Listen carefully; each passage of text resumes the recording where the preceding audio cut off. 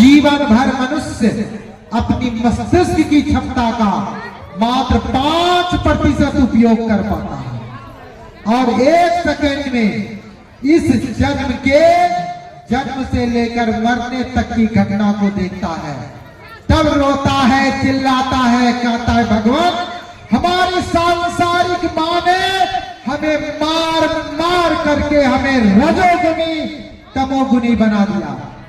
जिस काम के लिए हम आए थे वह तो हम कर ही नहीं पाए। इसीलिए परम पूज्य गुरुदेव ने कहा बेटा समय रहते संभल, जो समय रहते नहीं संभलता है वह रोते हुए जन्म लेता है, शिकायत करते हुए जीवन जीता है, पछताते हुए अंत में जाकर मर जाता है और मरने के बाद भी 83,99,999 योनियां मिलती है। मानव का ये सुर दुर्लभ शरीर नहीं मिलता है। इसलिए भाइयों बहनों, मानव का सुर दुर्लभ शरीर को अगर सार्थक करना है, इस सांसारिक बाजार में कौड़ी के भाव मत कमाइए और गायत्री के प्राण को जीवन में उतार कर जीवन को धन्य बनाइए। इसीलिए ऋषियों ने मुक्त कंठ से इस मानव शरीर की महिमा गाई है। लेकिन हम लोग जीवन भर क्या करते हैं? सिर्फ खाने कमाने में पूरी आयु कमा देते हैं और ज्यादा अगर पैसा हो गया तो बिल्डिंग बनाने में, उससे ज्यादा पैसा हुआ तो पड़ोसी को परेशान करने में, उससे ज्यादा पैसा हुआ अहंकार के प्रदर्शन में, उससे भी ज्यादा पैसा हो गया तो शरीर को सुंदर बनाने में। अरे कभी आत्मा के बारे में भी सोच लीजिए। और अगर नहीं सोचेंगे तो भाइयों बहनों अंतिम समय में पछतावे के अलावे आपको कुछ नहीं मिलने वाला है। इसीलिए विचार क्रांति का मंच है। मैंने निवेदन किया विचार करिए आपको और हमको ये मानव का शरीर किस लिए मिला है। इसीलिए तो ऋषियों ने बड़े मुक्त कंठ से कहा है सांस सांस में भरा खजाना ऐसे पहचानो रे सभी उपयोग करना भूखा लो सीख सनातन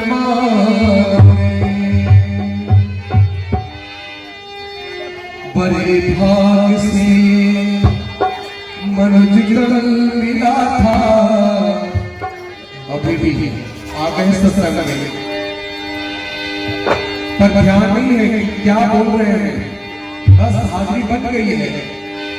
बड़े भाग से ये मनुज जन्म मिला था गवाते गवाते उम्र पार कर ली।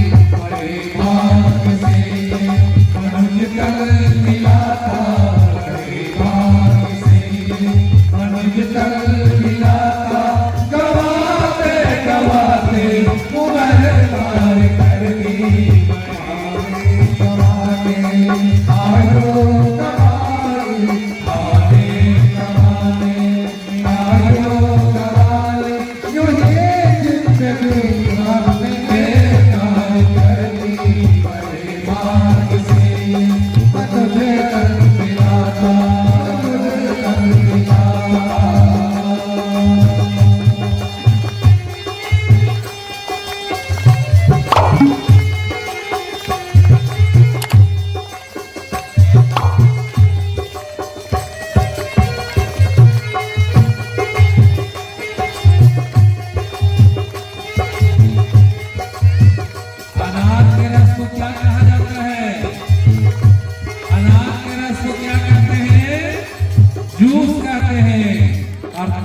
बजाने वाले लोग कंजूस कहते हैं।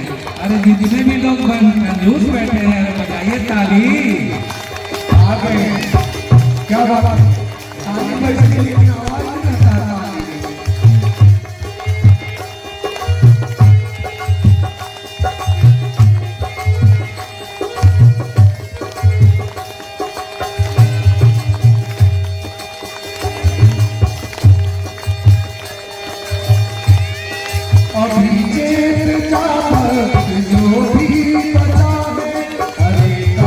मुख से न कोई बजाए। अभी चैन रात जो भी बता है, अरे काल मुख से न कोई बताए। जरा सोच ले साथ ले जाएगा क्या, अभी तक तो ये उम्र बेकार कर दी, अभी तक तो ये उम्र बेकार कर दी। बड़े भाग से मनुष्य तन मिला था, बड़े भाग से मनुष्य तन मिला था। गवाते गवाते उम्र पार कर दी, बड़े भाग से ये मनुष्य तन मिला था।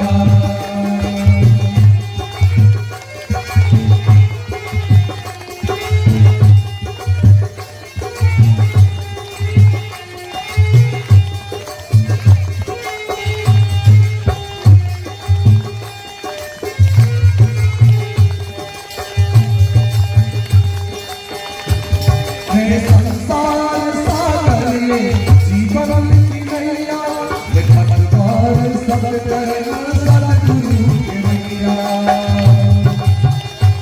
है संसार सागर ये जीवन की नैया, ये भटकवार सब करना सद्गुरु के मैया।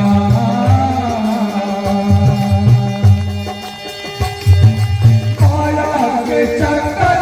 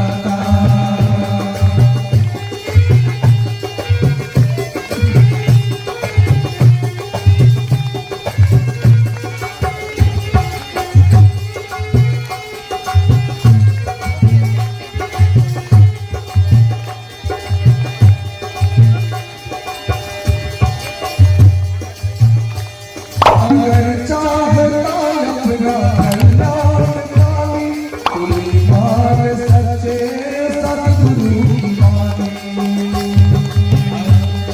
अगर चाहता अपना कल्याण कामी, कोई मान सच्चे सद्गुरु की वाणी।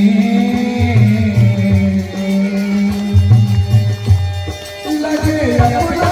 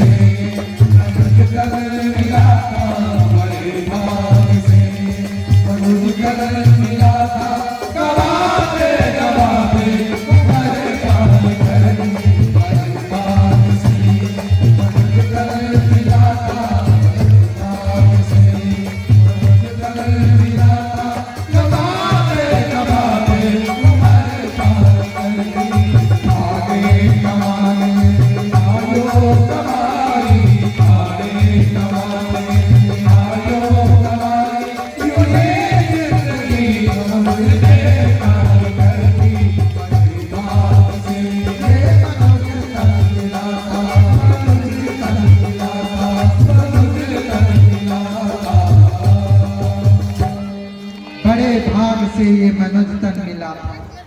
गवाते गवाते उम्र पार कर दी, खाने कमाने में आयु गमाई, यूं ही जिंदगी हमने बेकार कर दी।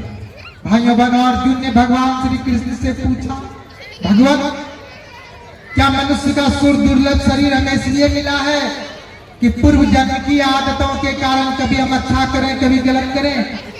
क्या कोई ऐसा सूत्र नहीं है जिन सूत्रों को जीवन में उतार करके आत्मा के ऊपर जो जन्म जन्म के पड़े हुए कलमश कसाए हैं, गलत आदत है, उसको हटा करके शुद्ध बुद्ध और निरंजन बना दे और मरने के बाद जीव मुक्ति को प्राप्त करे। भगवान श्री कृष्ण ने कहा, अर्जुन है ना, इसके लिए उपनिषदों में वर्णन मिलता है, मैंने पढ़ा है। एक दानैनी सारण्ये ज्ञान संगम उत्तम मनीषीणाम मुनीनाम च बभूव परमाद्भुतः काश्या पाटलिपुत्रस्य ब्रह्मावर्तस्य तस्य च आर्यावर्तस्य सर्वस्य यानि क्षेत्राणि सन्त्यतुः कपिलवस्तुर्विशेषेण तेभ्यः सर्वे अपि संगीताः प्रज्ञाप्रो संज्ञास्ते मूर्धन्याधन जीवना। एक बार इन्हीं सारी समस्याओं के समाधान के लिए नैमिषारण्य क्षेत्र में एक उत्तम ज्ञान संगम हुआ जो अपने आप में अद्भुत था। 40 दिनों तक संत समागम हुआ। ऋषि कहां से आए? काश्या, काशी से गए, पाटलिपुत्र से, पटना की पावन धरती से गए, आर्यावर से गए, ब्रह्मावर से गए, हिमालय से आए, स्वर्ग से आए और अध्यक्ष कौन बनाए गए? धौम्य ऋषि। धौम्य ऋषि को महाप्राज्ञ पिप्पलाद ऋषि ने पूछा कि आत्मा के ऊपर जो जन्म जन्म के पड़े हुए कलमश कसाए हैं, उसको धो करके आत्मा को शुद्ध बुद्ध और निरंजन बना देने वाले सूत्र का नाम क्या है? भाइयों बहनों, ऋषियों ने संत समागम किया और एक सूत्र को ढूंढ कर निकाला और उसका नाम दिया संस्कार और कहा कर्म बीजम संस्कार। संस्कार क्या है? कर्म का बीज है। व्यक्ति कैसा कर्म करेगा, अच्छा कर्म करेगा या बुरा कर्म करेगा, इसका बीज है संस्कार। ज्ञानी सोच समझ कर काटे, मूर्ख रो रो काटी, संस्कार हंस हंस कर जीवन जीने की परिपाटी। इसीलिए ऋषियों ने संस्कार को साबुन कहा है।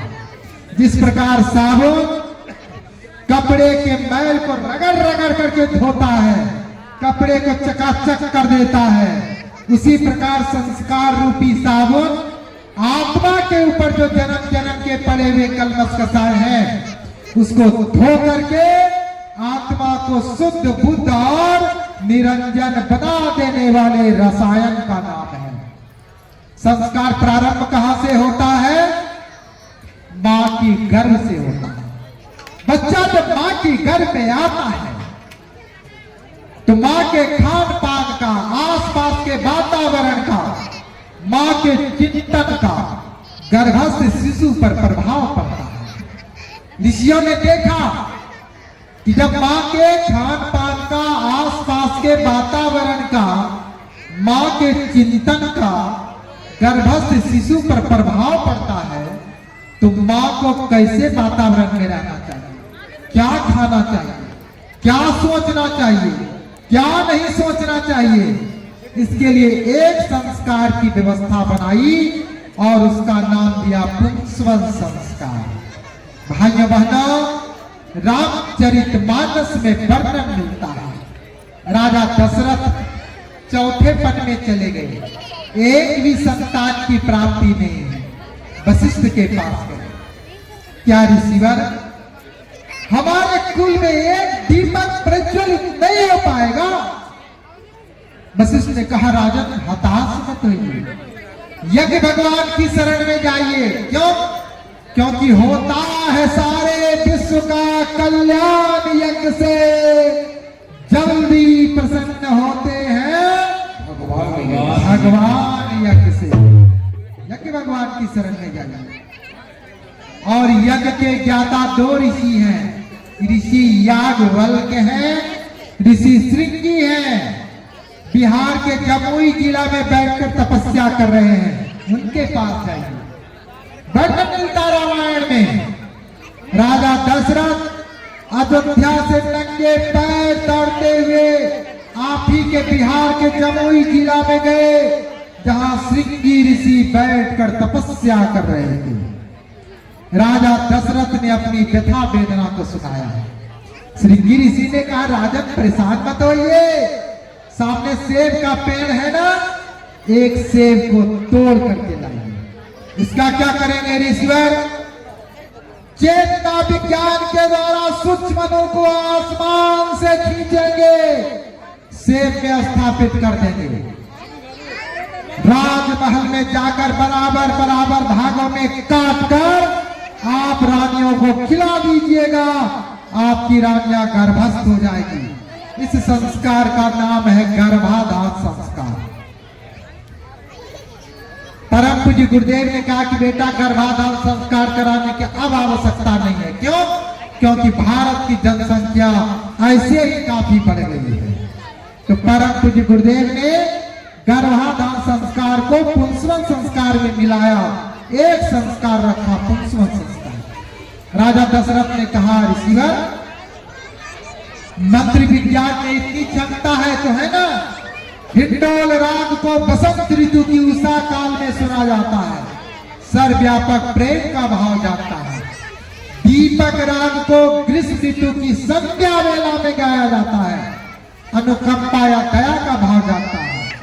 मेघ राग वर्षा ऋतु के मध्याह्न काल में गाया जाता है, शांति की उत्पत्ति होती है। श्री राग को शीत ऋतु की गौधूली बेला में गाया जाता है, व्यापक प्रेम का भाव मन पर छाया रहता है। माल कंस राग को शरद ऋतु की मध्यरात्रि में गाया जाता है, वीरता का संचार होता है। हमारा पहले का पूरा जीवन क्रम शब्द विज्ञान मंत्र विज्ञान पर आधारित था। हमारी बहनें धान रोपने के लिए जाती थी, उसका गीत अलग होता था। धान काटने के लिए जाती थी, उसका गीत अलग होता था। शादी में हमारी बहनें समधी और समधन को गाली देती थी, वो भी मंत्र विज्ञान शब्द विज्ञान पर आधारित होता था। हमारे भाई होली का गीत गाते थे, राग अलग होता था, और उसी होली के गीत को अगर चैत में गाना होता था तो राग बदल जाता था और ताल बदल जाता था। आज तो इस फिल्म वाले ने सब गुड़ घोवर करके रख दिया, तुम्हारी समाज की व्यवस्था भी अस्त व्यस्त हो गई है। राजा दशरथ एक सेब को तोड़ कर लाए। श्रृंगी ऋषि ने चेतना विज्ञान के द्वारा आसमान से प्राण तत्व को खींचा। ओम क्रीं क्रं यं क्रं लं सं छं या सदे पूर्वाजाता देवेभ्यः स्त्रीयुगे पुनः मणेन स्वाहा, और सेब में स्थापित कर दिया और कहा, जाइए राजन, रानियों को काट करके बराबर बराबर खिला दीजिएगा। राजा दशरथ प्रसन्न मन से अयोध्या लौट आए। 3 भागों में सेब को काटा, तीनों रानियों को खिला दिया, तीनों रानियां गर्भस्थ हो गई। जब 3 माह का गर्भ हुआ, शुभ समाचार देने के लिए वशिष्ठ के पास गए। वशिष्ठ ने कहा, राजन ये तो प्रसन्नता की बात है, अब एक काम करिए, तीनों रानियों को जाकर पुंसवन संस्कार करा दीजिए। अरे अब संस्कार कराने की क्या आवश्यकता है, मैं इस राज्य का राजा हूं, जिस भी चीज की कमी होगी उसकी पूर्ति मैं कर दूंगा। वशिष्ठ ने कहा कि नहीं राजन, संस्कार आत्मा के ऊपर जो जन्म जन्म के पड़े हुए कसा है ना, उसको धो करके आत्मा को शुद्ध बुद्ध और निरंजन बना देने वाले सूत्र का नाम है। आप चाहते हैं ना आपका बच्चा महान बने, ऐसा तो चाहते हैं। आप चाहते हैं ना कि आपका बच्चा भगवान बने, ऐसा तो चाहते हैं। तो माता में यदि हो अज्ञान, बच्चे कैसे बने महान? इसीलिए आप जाकर तीनों रानियों का पुंसवन संस्कार कराइए। किसको बुलाए? अरे इसे श्रृंगी को बुलाइए ना, जमुई जिला से। भाइयों बहनों, रामचरितमानस में तुलसीदास जी ने लिखा, राजा दशरथ नंगे पैर अयोध्या से चलकर फिर आप ही के बिहार के जमुई जिला में गए, जहाँ श्रृंगी ऋषि बैठकर तपस्या कर रहे थे। आज भी श्रृंगी ऋषि की कुटिया जमुई जिला में बनी हुई है, कभी जाइए, जरूर दर्शन करिए, बड़ा जागृत स्थल है। भाइयों बहनों, निमंत्रण दिया।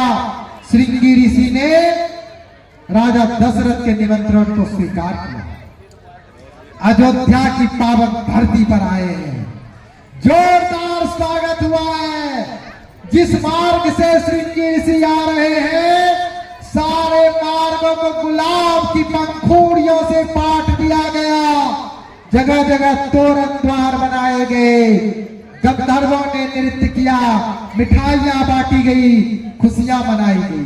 श्रृंगी ऋषि बड़े प्रसन्न हुए। श्रृंगी ऋषि ने कहा, हे राजन, बिना 3 प्रकार की औषधि को तोड़ करके पीस करके लाइए।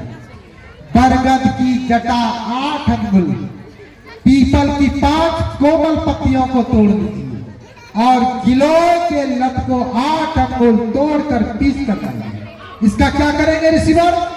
सूक्ष्म मनु को आसमान से खींचेंगे, रानियों को सूंघने के लिए देंगे। श्वास के माध्यम से गर्भ में पल रहे शिशु के इर्द गिर्द जाकर फैल जाएगा और शिशु को हानि पहुंचाने वाला जो जीवाणु है नष्ट हो जाएगा। आपका बच्चा स्वस्थ जन्म लेगा। आज बच्चा मां की गर्भ में आता है, तमाम तरह के टीके दिए जाते हैं, फिर भी बच्चा कैसा जन्म लेता है बताने की आवश्यकता नहीं है। प्राचीन समय में कौन से टीके दिए जाते थे? 3 प्रकार के औषधियों को तोड़ करके पीस कर लाया गया। सूक्ष्म मनु को आसमान से श्रृंगी ऋषि ने खींचा, स्थापित किया, तीनों रानियों को सूंघने के लिए दिया। इसके बाद श्रृंगी ऋषि ने कहा, हे राजा, बिना चीनी का गाय के दूध में खीर बना करके लाइए। इसका क्या करेंगे ऋषिवर? सबसे पहले मंत्र विज्ञान के द्वारा सूक्ष्म मनु को खींचेंगे और खीर को चरु में कन्वर्ट कर देंगे, चरु में बदल देंगे। मैंने अथर्ववेद में पढ़ा है खीर को चरु में कैसे बदला जाता है। भाइयों बहनों, बिना चीनी का गाय के दूध में खीर बना करके लाया गया। खीर को चरु में श्रृंगी ऋषि ने मंत्र विज्ञान के द्वारा बदला। ओम पया पृथिव्यां पयो सदेशो पयो दिव्यांतरिक्षे पयो धाः पयस्वते प्रदिशा संतो मह्यम्मा। और सबसे पहले 5 आहुति यज्ञ भगवान को दिया गया। ओम दाता ददातु दासु से प्राचीन जीवातु मच्छिताम भयम देवस्य धीमहि स्वमतिं माजे देवतः स्वाहा इदं धात्रे इदं नवरा। और बराबर बराबर 2 भागों में बांट दिया। और श्रृंगी ऋषि ने कहा, हे राजन, दोनों रानियों को जाकर खिला दीजिए। बस इसने कान में कहा, अरे ऋषिवर क्षमा करिए, आपको शायद मालूम नहीं है, अरे राजा दशरथ को 2 नहीं 3 रानियां हैं। 3 रानियां हैं? पहले क्यों नहीं बताया 3 रानियां हैं? जल्दी से 1 चांदी का कटोरी लाओ। 1 चांदी का कटोरी फिर से लाया गया। पहली कटोरी से आधा खीर निकाल लिया गया, दूसरी कटोरी से आधा खीर निकाल लिया गया, तीसरी वाली कटोरी में डाल दिया गया। पहली कटोरी वाला खीर खाने के लिए कौशल्या को दिया गया, 1 पुत्र की प्राप्ति हुई। दूसरी कटोरी वाला खीर खाने के लिए कैकेयी को दिया गया, 1 पुत्र की प्राप्ति हुई। तीसरी कटोरी वाला खीर खाने के लिए सबसे छोटी वाली रानी को दिया गया। 2 कटोरी से खीर निकाला गया था, 2 बार मंत्रों का प्रयोग हुआ था, 2 पुत्र की प्राप्ति हुई। इतना ही नहीं, दोनों रानियों ने अपने अपने हिस्से का खीर दिया था। भाइयों बहनों, छोटी वाली रानी के दोनों बच्चे जीवन पर्यंत, बड़ी वाली दोनों रानियों के बच्चे में मर गए, खप गए, लग गए। हमारा मंत्र विज्ञान कितना परिष्कृत था। परम पूज्य गुरुदेव ने कहा कि बेटा, आजकल के बच्चे अनगढ़ जन्म लेते हैं। जो मां 9 महीने तक बच्चे को गर्भ में पालती है, बच्चा बड़ा होकर मां को गाली देता है। एक मां 10 बच्चे का पालन पोषण कर लेता है, लेकिन 10 बच्चा मिलकर एक मां को बुढ़ापे में 2 रोटी नहीं दे पाता है। ऐसे बच्चे से समाज का निर्माण होने वाला नहीं है। इसलिए जाओ, गांव में जाओ, सागरों में जाओ, नगरों में जाओ, और हमारी गर्भस्थ बच्चियों का, बहनों का जाकर पुंसवन संस्कार कराओ। गुरुजी को हम लोगों ने कहा, गुरुजी मंत्र कहां से लाएंगे? परम पूज्य गुरुदेव ने कहा, जिस मंत्र का प्रयोग श्रृंगी ऋषि ने किया था, चेतना विज्ञान के द्वारा मैंने आसमान से खींचा है, तुम्हें दे रहा हूं। भाइयों बहनों, 3 माह के गर्भ से लेकर 7 माह तक की गर्भस्थ अगर कोई भी बहने हैं तो कल 3 प्रकार की औषधियों को तोड़ करके पीस कर लेते आइएगा। बिना चीनी का गाय के दूध में खीर बना करके लेते आइएगा। हम आपका पुंसवन संस्कार करा देंगे। उसी मंत्र का प्रयोग करेंगे जिस मंत्र का प्रयोग तीनों रानियों के पुंसवन संस्कार के समय में श्रृंगी ऋषि ने किया था। रामचरितमानस में तुलसीदास जी ने लिखा है कि चारों भाई ऐसे महान नहीं बने हैं, उसके सारे संस्कार समय समय पर विधि विधान पूर्वक संपन्न कराए गए हैं, तब जाकर के महान बने हैं। तुलसीदास जी ने रामचरितमानस के बाल कांड में लिखा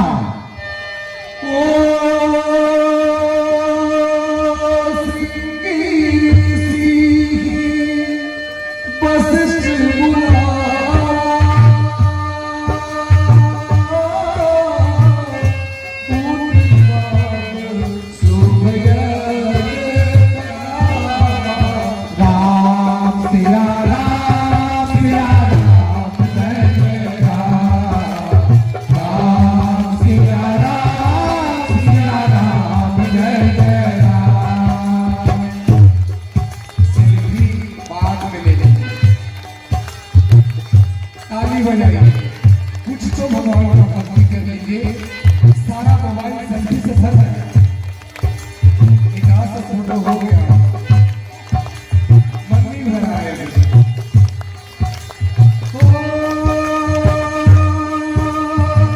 भगति सहित आहुत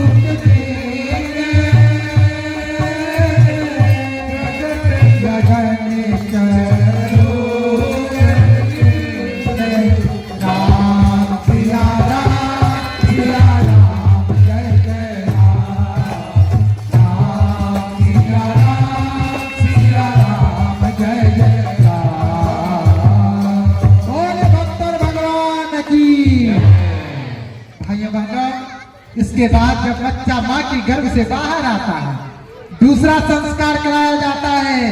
उस संस्कार का नाम है नामकरण संस्कार। आजकल हम लोग बच्चे का नाम बड़ा विचित्र रखते हैं, बबली, चिंकी, पिंकी, टिंकी, रिंकी, डबलू, बबलू, मुन्ना, टुंडा। अरे अमेरिका में ये सब नाम लोग अपने कुत्ते कुत्तियों का रखते हैं और हम लोग अपने बच्चे का रखते हैं। आप ही बताओ आपका बच्चा कैसा बनेगा? बड़ा होकर आप पर भौंकेगा कि नहीं भौंकेगा?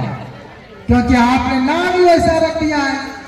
आप ही के बिहार में जिला शेखपुरा 2006 में मैं वहां नौकुंडी यज्ञ कराने गया था।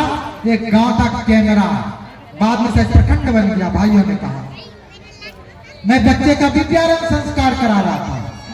मैंने बच्चे से पूछा कि भैया आपका नाम क्या है? उसने कहा कि हमारा नाम है चीकू। मैंने कहा किसने रखा है? मेरे नाना जी ने रखा है। मैंने कहा कहाँ है आपके नाना जी? अभी यज्ञ में आए हुए। मैंने कहा बुलाओ अपने नाना जी को। आए उनके नाना जी। मैंने कहा कि आपने अपने नाती का नाम चीकू क्यों रख दिया? क्या बताएं भाई साहब, ये गुजरात में जन्म लिया, तो गुजरात से नामकरण संस्कार का क्या लेना देना है? नहीं, हमारे मन में विचार आया कि गुजरात में जन्म लिया है तो गुजरात की कुछ निशानी रह जाए। गुजरात के भलसार में जन्म लिया था, भलसार का चीकू फल नामी है, तो मैंने इसका नाम चीकू रख दिया। मैंने कहा तब तो अगर आपका बच्चा देहरादून में जन्म लेता, इसका नाम बासमती चावल रख देते। सिला में जन्म लेता इसका नाम खाजा रख देते, मनेर में जन्म लेता इसका नाम लड्डू रख देते, मुजफ्फरपुर में जन्म लेता इसका नाम शाही लीची रख देते। मतलब समझ में नहीं आता है, जो मन में आता है सो बच्चा का नाम रख देता है। नेपाल गए थे 51 कुंडी जग कराने के लिए, एक बहन जी आगे बैठी, मैंने उनसे पूछा ऐसे, बहन जी आपका नाम क्या है? खड़ी हो गई, उन्होंने कहा भाई साहब हमारा नाम ऐसा है ना, बताने में लज्जा आ रही है। मैंने कहा भाई जिसने आपका क्या दोष है, ये तो आपके माँ पिताजी ने ऐसा नाम रख दिया, बताइए तो आपका नाम क्या है? उन्होंने कहा भाई साहब हमारा नाम है खखड़ी देवी। अब आप ही बताइए, उसके माँ पिताजी ने उनका नाम खखड़ी देवी क्या सोच के रखा होगा? खखड़ी देवी, मकड़ी देवी, ओकनी देवी, टोकनी देवी, ये सब कोई नाम है? अरे नामकरण संस्कार यही वातावरण में होना चाहिए।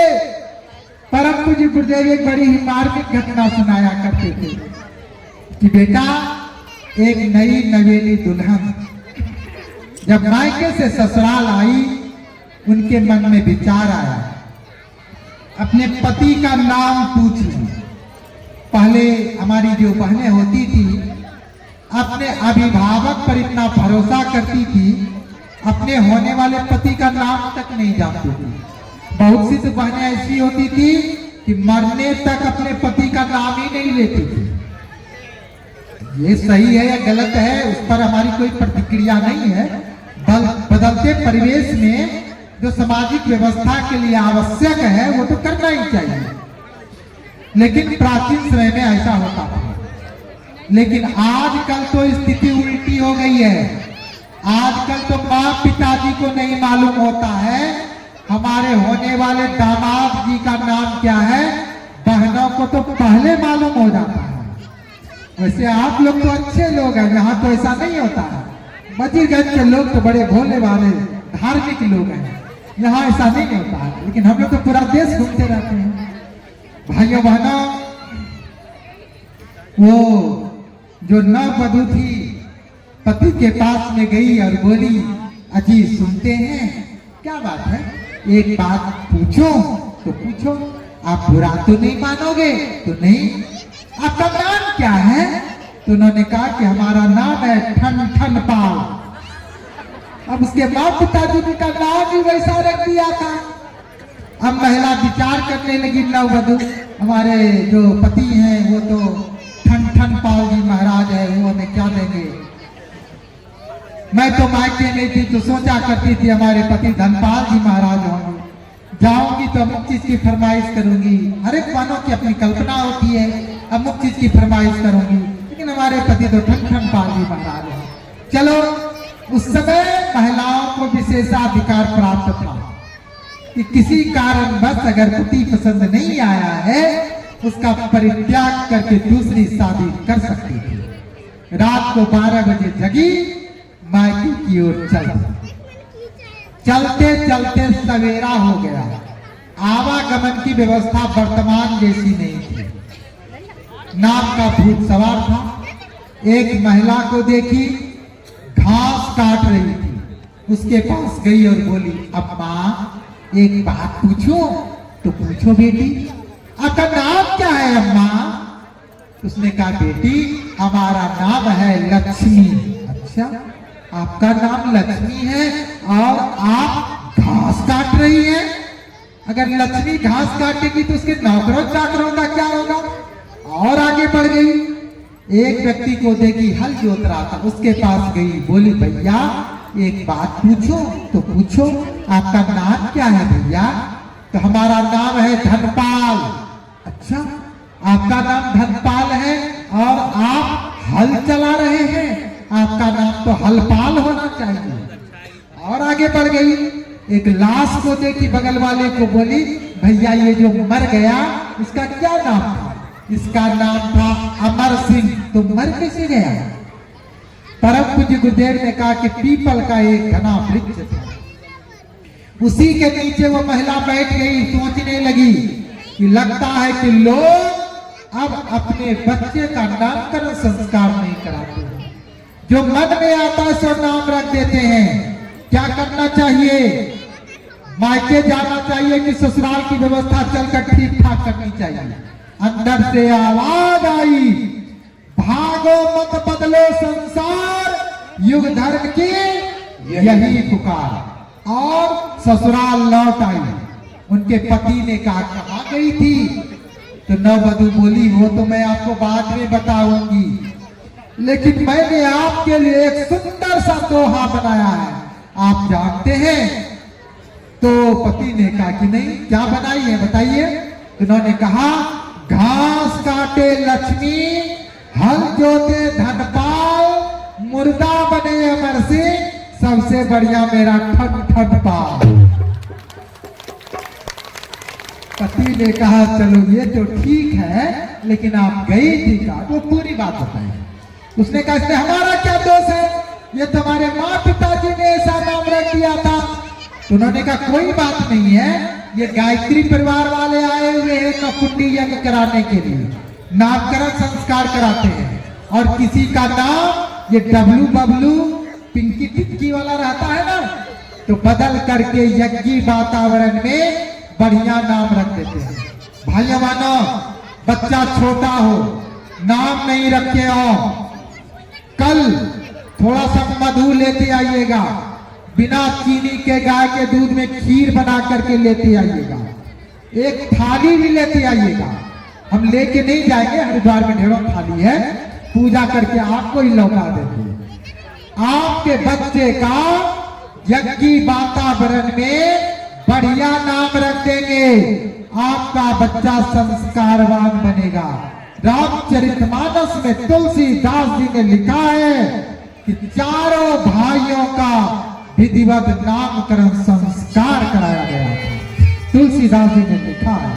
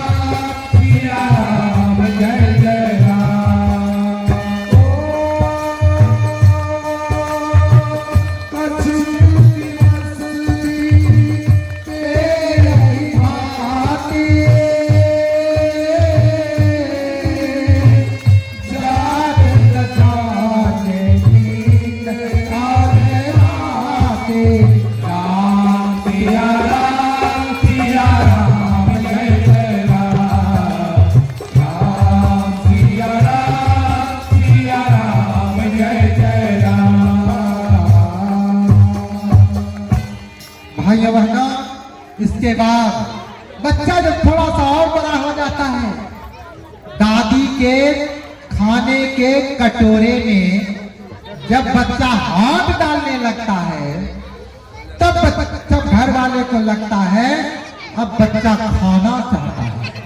इसके लिए चलो बच्चे को खाने वाला संस्कार करा दो, और उसका नाम ऋषियों ने अन्नप्राशन संस्कार दिया। ऋषियों ने अनुभव किया और कहा, जैसा खाए अन्न वैसा बने मन, जैसा पिए पानी वैसी बोले बानी, और जैसा खाए अनाज वैसा बने दिमाग।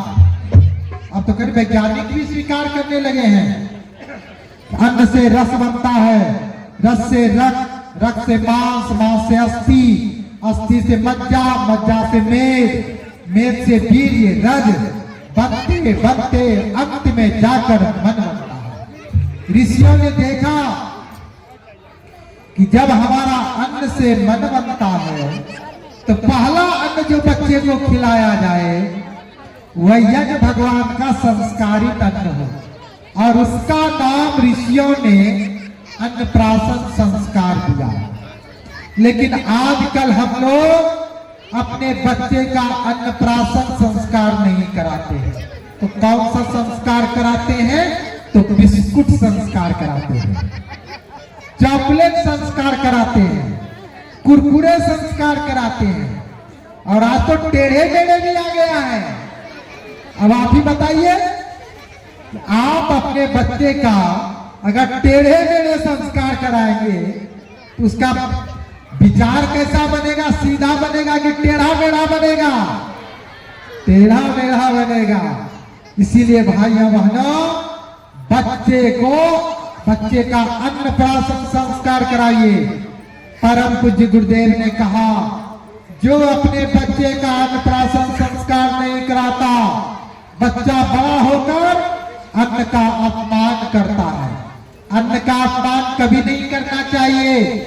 परम पूज्य गुरुदेव ने कहा कि बेटा, आजकल लोग अन्न को पैसे से खरीदते हैं, इसीलिए लोग उसकी तुलना भी पैसे से करते हैं, जूठन छोड़ देते हैं, उसे फेंक देते हैं, किंतु ये वास्तविकता नहीं है। अन्न को पैसे से नहीं खरीदा जा सकता। अन्न धरती माता अपनी छाती चीर कर देती है। कोई इसका अपमान करता है, धरती माता दुखी होती है और दूसरे जन्मों में अन्न के लिए तरसाती है। इसीलिए भाइयों बहनों, ऋषियों ने कहा, बच्चे का आप खाने के पहले अन्नप्राशन संस्कार कराइए। उससे क्या होगा? बच्चा मीठी वाणी बोलेगा। ऐसी वाणी बोलिए, मन का आपा खोल, औरों को शीतल करे, आप हो शीतल हो। भाइयों बहनों, कल बच्चे का अन्नप्राशन संस्कार कराया जाएगा। क्या लाएंगे साथ में?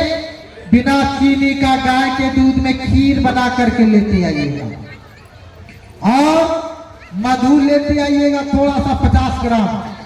तुलसी का 5 पत्ता तोड़ कर लेते आइएगा, थोड़ा सा गंगा जल लेते आइएगा। हम आपके बच्चे का अन्नप्राशन संस्कार करा देंगे। रामचरितमानस में तुलसीदास जी ने लिखा है, तो भगवान की। इसके बाद बच्चा जब थोड़ा सा और बड़ा होता है, एक संस्कार और कराया जाता है, जिसका नाम है चूड़ाकरण संस्कार, जिसको मुंडन संस्कार कहते हैं, जिसको बोलचाल की भाषा में मुड़ना कहते हैं। लेकिन आजकल मुंडन संस्कार तो होता है, लेकिन बड़ा ही विकृत स्थिति में होता है। बच्चा जो ही जन्म लेता है, उसकी बुढ़िया दादी अम्मा, जिसका एक पैर कब्र में लटका हुआ है, तुरंत संकल्प लेती है, इसका एक लट काटेंगे भोरिया गोसाई के पास, दूसरा लट कहाँ काटेंगे? दानव बैताल के पास, तीसरा लट कहाँ काटेंगे? शीतला मैया के पास, चौथा लट कहाँ काटेंगे?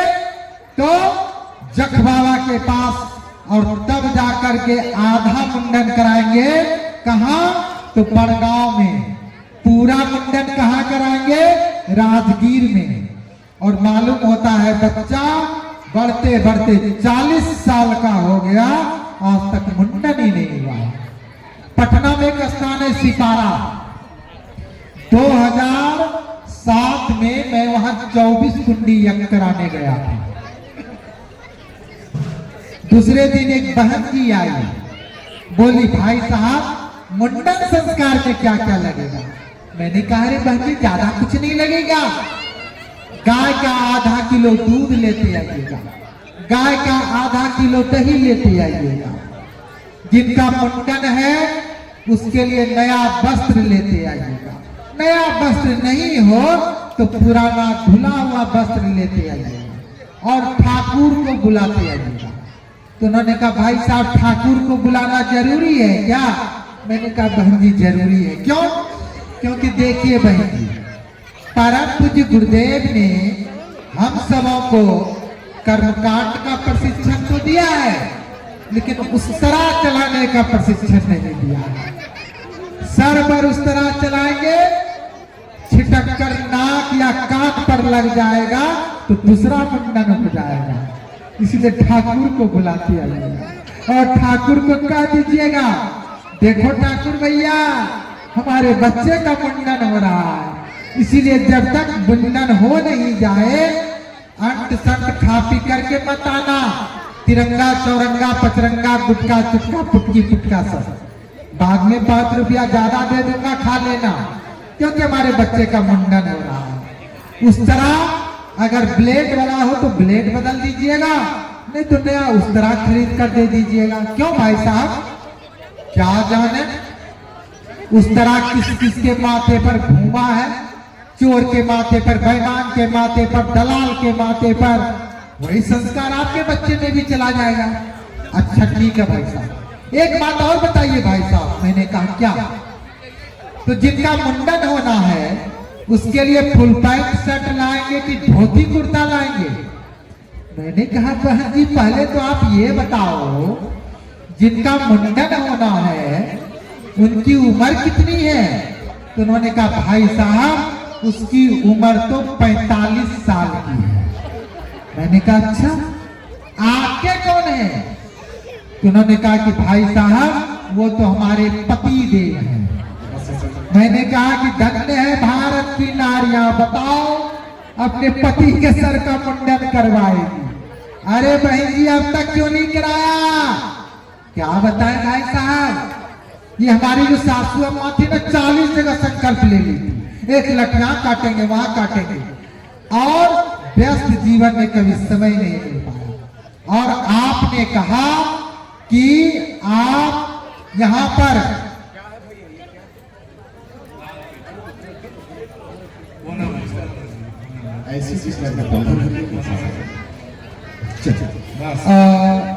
हम निवेदन कर रहे थे कि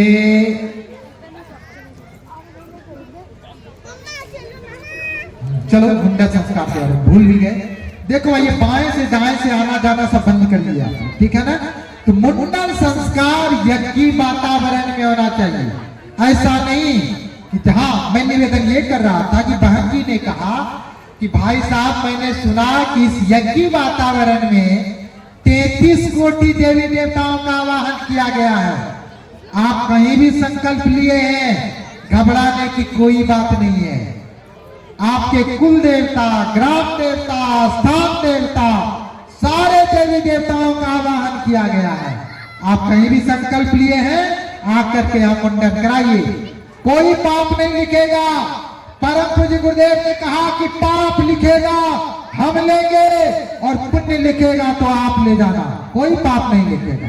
आप कहीं भी संकल्प लिए हैं, कल आकर के मुंडन कराइए, और यहाँ अगर कराएंगे तो आपको कहीं और कराने की आवश्यकता नहीं है। मुंडन संस्कार यज्ञ वातावरण में होना चाहिए।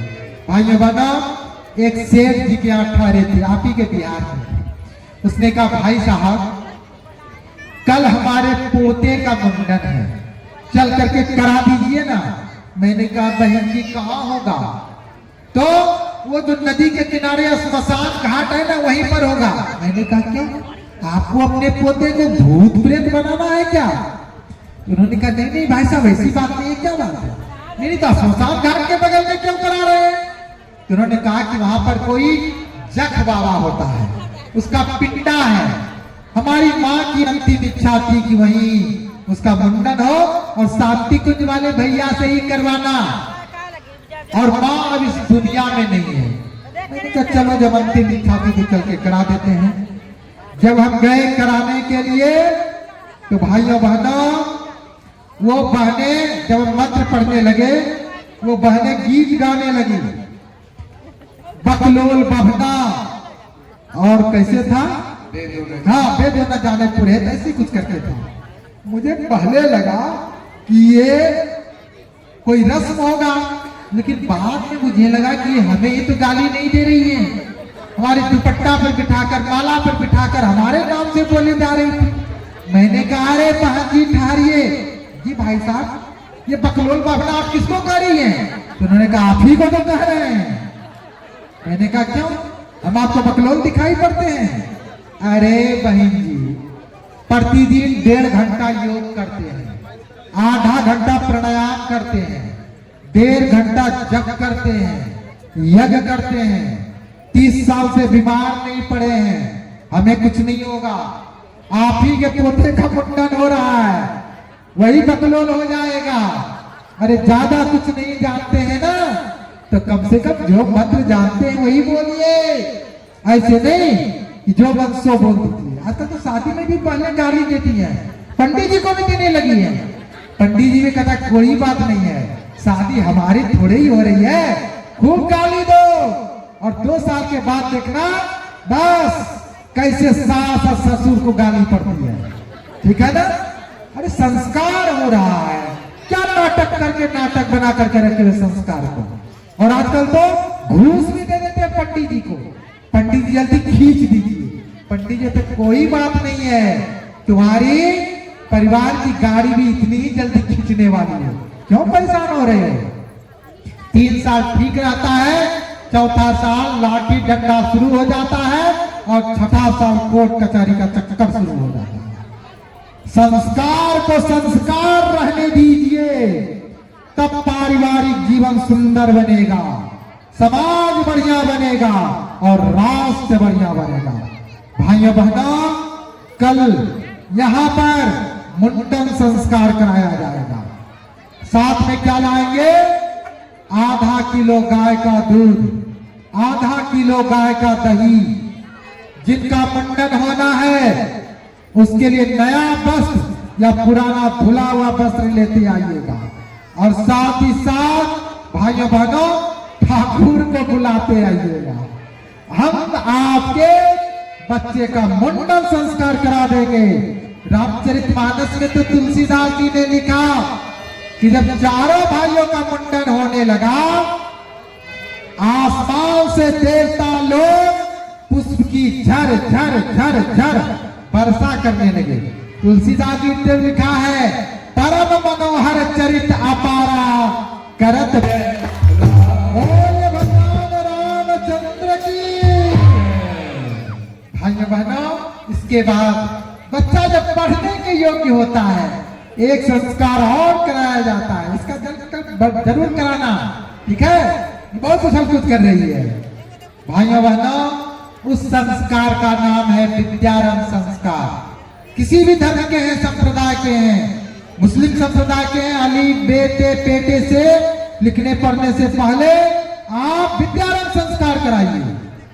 रामचरितमानस में तुलसीदास जी ने लिखा, चारों भाई जब गुरुगिरी पढ़ने गए, कुछ ही समय में प्रकांड विद्वान बन गए। क्यों?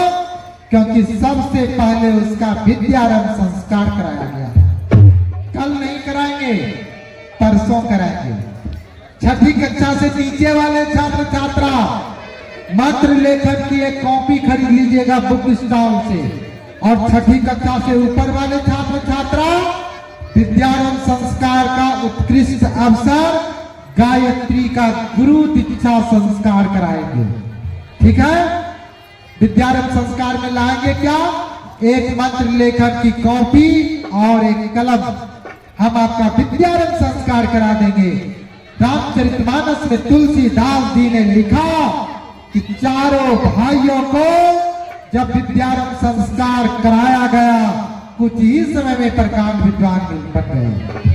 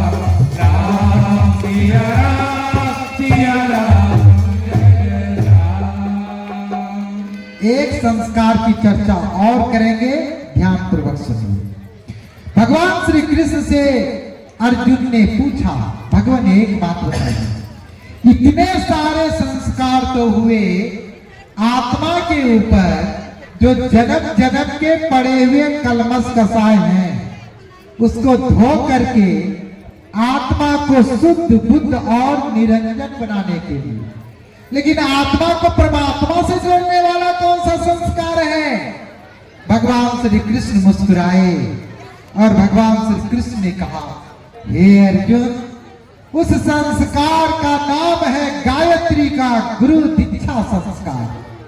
हे अर्जुन, जो गायत्री का गुरु दीक्षा संस्कार नहीं कराता, वह व्यक्ति रोते हुए जन्म लेता है, शिकायत करते हुए जीवन जीता है, पछताते हुए अंत में जाकर मर जाता है, और मरने के बाद भी 83,99,999 योनियां मिलती है। मानव का यह सुर दुर्लभ शरीर नहीं मिलता है। इसीलिए मानव के सुर दुर्लभ शरीर को अगर सार्थक करना है तो व्यक्ति को किसी गायत्री के सिद्ध साधक से दीक्षा अवश्य लेनी चाहिए। गुरु सोच समझकर बनाना चाहिए। ऋषियों ने कहा है, बेटी दीजे जान, पानी पीजे छान, गुरु बनावे जान।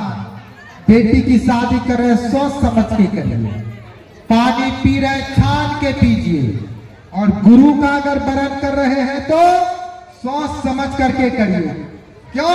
नहीं तो लोभी गुरु लालची चेला अब बीच नरक में ठेलम ठेला, न तो गुरु मोक्ष को प्राप्त करेगा। और जब बेचारा गुरु ही नहीं करेगा तो शिष्य कहां से करेगा? इसलिए गुरु सोच समझकर बनाना चाहिए। गुरु कैसा हो? समर्थ गुरु हो।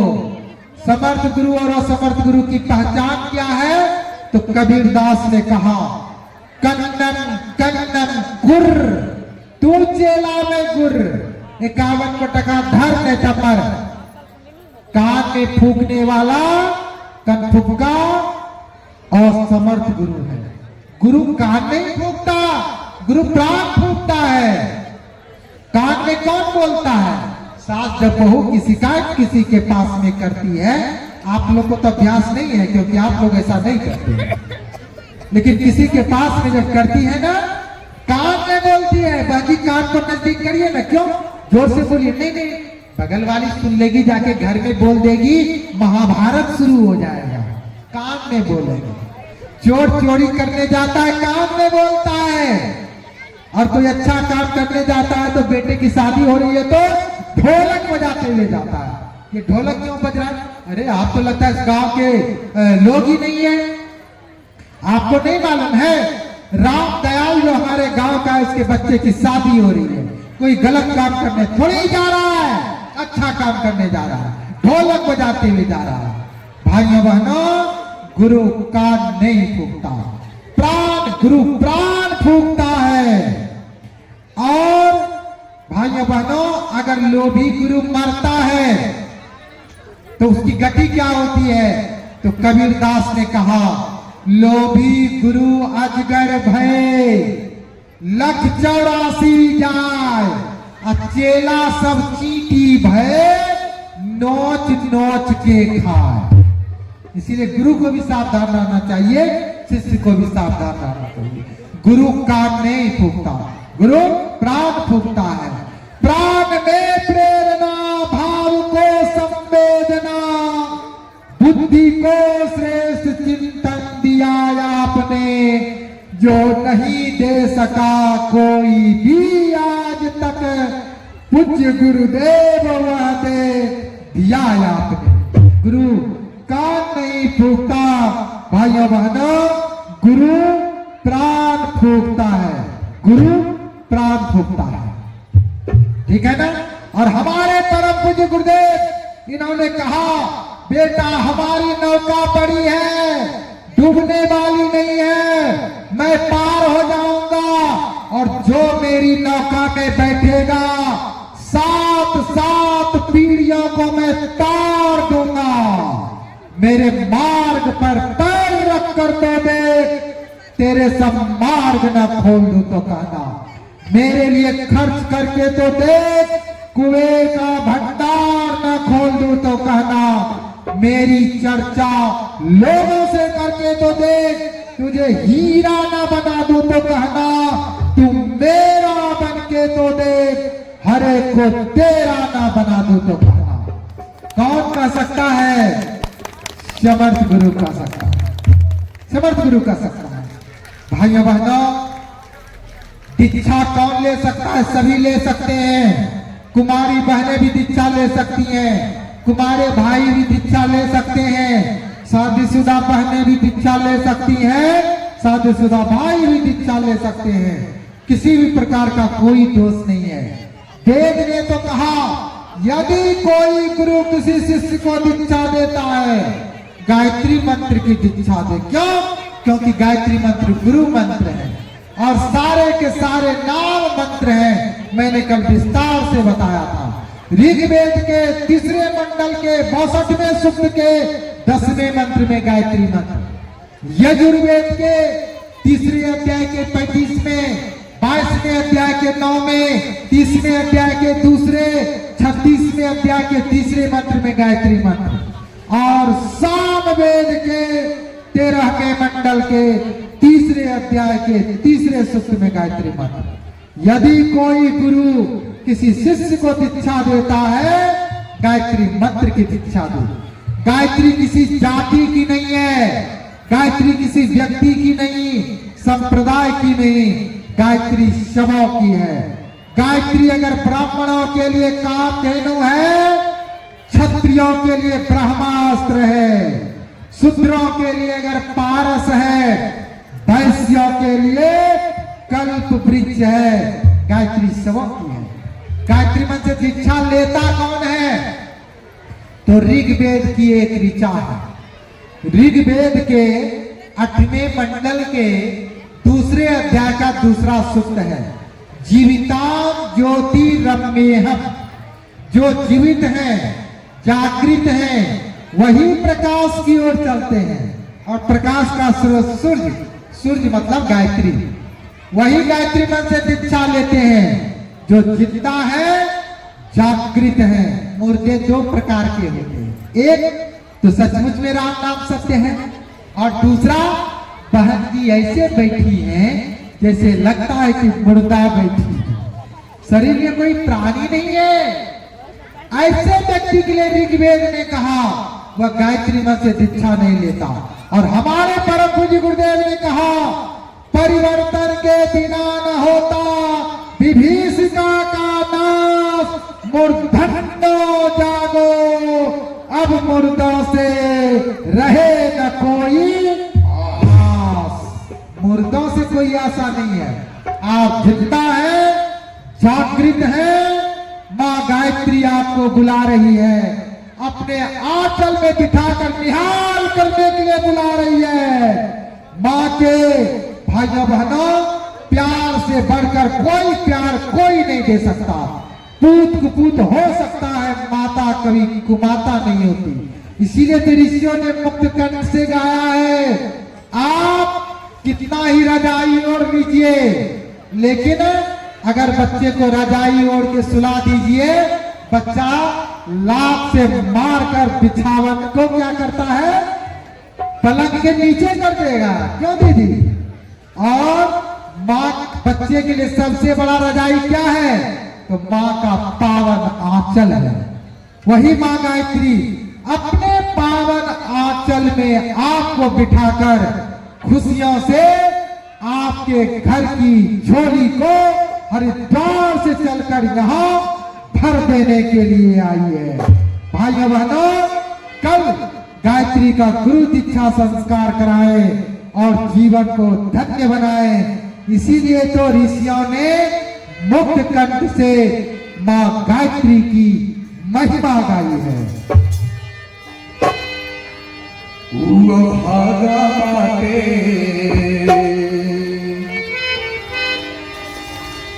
भागा बाटे, जिनका घर में माई नहीं है।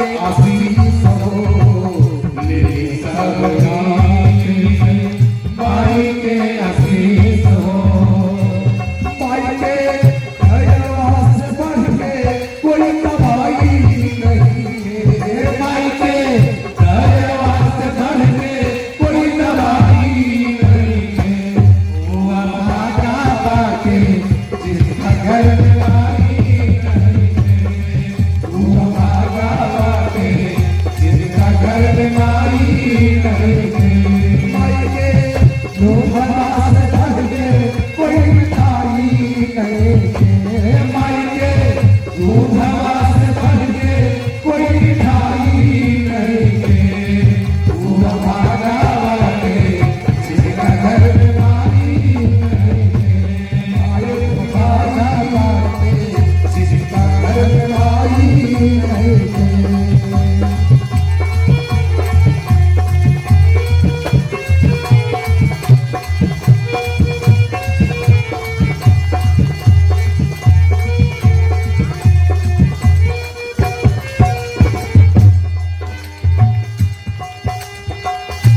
गायत्री भैया करे विश्वास हो गायत्री भैया करे विश्वास हो रात होगी कबहू विनाश हो रात होगी कबहू विनाश हो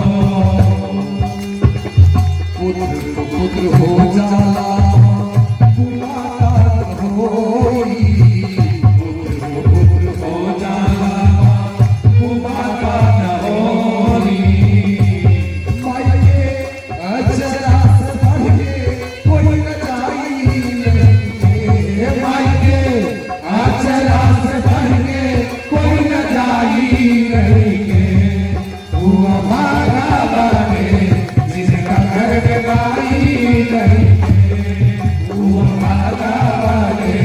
जिसका घर में माई नहीं है माई के दूधा से भर के कोई मिठाई नहीं है माई के दूधा से भर के कोई मिठाई नहीं है वो भागा वाले जिसका घर में माई नहीं है वो भागा वाले जिसका घर में माई नहीं है गायत्री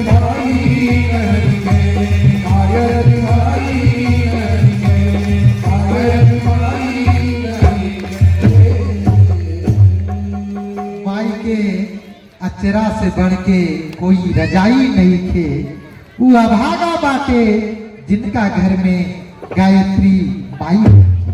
कल गायत्री माता को घर ले जाने का एक अवसर मिलेगा। हमारी बहनें आरती की व्यवस्था बनाइए। भाइयों बहनों, जिन जिन के लिए जो संस्कार उपयुक्त है कल संस्कार जरूर कराएं। विद्यारंभ संस्कार परसों कराएंगे और खास करके गायत्री का गुरु दीक्षा संस्कार दीक्षा सभी ले सकते हैं। कुमारी बहनें भी दीक्षा ले सकती हैं, कुमारी भाई भी दीक्षा ले सकते हैं, शादीशुदा बहनें भी दीक्षा ले सकती हैं, शादीशुदा भाई भी दीक्षा ले सकते हैं। किसी भी प्रकार का कोई दोष नहीं है। रात भर में आप चिंतन करिए और कल सवेरे आकर के नाम पता कार्यालय में लिखा दीजिए और गायत्री का गुरु दीक्षा संस्कार कराइए, जीवन को धन्य बनाइए। साथ ही साथ इसके साथ ही कुछ सूचना है। कल सायंकालीन का कार्यक्रम दीप यज्ञ का है। सभी अपने घर से जिसके घर में जितने लोग हैं उतना दीपक मिट्टी का लेते आइएगा। उसमें तिल का तेल डालकर या सरसों का तेल डालकर या घृत डालकर अगरबत्ती बाती सहित ला करके 4 बजे हमारे कार्यकर्ता बहनों को दे दीजिएगा ताकि आपका दीपक आगे सज जाए। हम लोग जब 6 बजे मंच पर आएंगे तो हमारे आने के पहले ही दीपक सज जाए। ठीक है ना? तो ये काम करेंगे। साथ ही साथ परसों पूर्णाहुति है। पूर्णाहुति जो विशेष रूप से करना चाहते हैं तो एक गाड़ी गोला खरीद कर लेते आइएगा या सुपारी खरीद कर लेते आइएगा। और साथ ही परसों कार्यक्रम के समापन के बाद शाम को 4 बजे से भंडारा है। ये भंडारा क्या होता है? अच्छा, भोजन, सबको भोजन देना। चलो ठीक है, तो भंडारा है, तो भंडारा में आप लोग भाग ले लीजिएगा।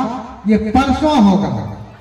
कल सवेरे 7:30 बजे से यज्ञ प्रारंभ होगा और उसके बाद 2-3 पाली के बाद संस्कार होगा। संस्कार के बाद गायत्री का गुरु दीक्षा संस्कार विशेष रूप से कराया जाएगा। सायंकालीन का कार्यक्रम दीप महायज्ञ का होगा। जिन भी भाइयों बहनों को किसी भी प्रकार का कोई संस्कार कराना है, अपना नाम पता कार्यालय में जरूर लिखा देंगे। इसी कामना भावना के साथ सभी बैठे ही रहेंगे। बैठे बैठे आरती लेंगे। आरती पहले संस्कृत में, उसके बाद आरती हिंदी में।